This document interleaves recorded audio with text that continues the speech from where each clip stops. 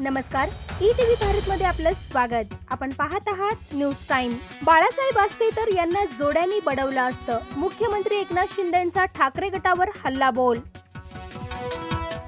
उद्धव ठाकरेंना 5 वर्ष मुख्यमंत्रीपद पाहिजे होतं म्हणून ते बसून राहिले, अन्यथा त्यांनी शरद पवारांना सुद्धा धोका दिला असता।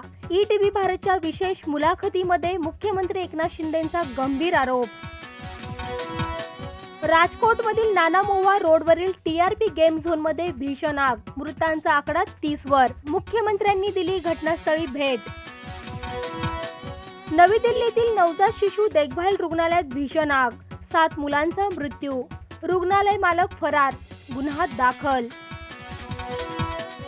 डोंबिवली स्फोटात सापडलेल्या मृतदेहाची होणार डीएनए चाचणी, 2 बोटांवरून मृतदेहाची पटली ओळख। चक्रीय वादळ रेमाल आज पश्चिम बंगालला धडकणार, ईशान्येकडील भागाकरिता सतर्कतेचा इशारा। माझी आवडती कार माझा बाप बिल्डर असता तर पुणे हिट अँड रन प्रकरणी युवक काँग्रेसकडून पुण्यात निबंध स्पर्धेचं आयोजन। नाशिकमध्ये आयकर विभागाचा छापा, सराफ दुकानातले फर्निचर फोडून 26 कोटी रुपयांची रोकड केली जप्त।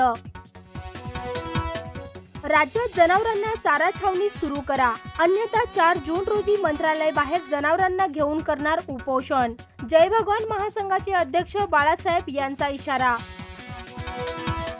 आयपीएलच्या अंतिम सामन्यात आज हैदराबादचा कर्णधार पॅट कॅमिन्सला इतिहास रचण्याची संधी। अंतिम सामना जिंकल्यास आयपीएल जिंकणारा केवळ 4था विदेशी कर्णधार ठरणार। या बातम्यांचं इथेच थांबूया। अधिक माहितीसाठी लॉग इन करा etvbharat.com।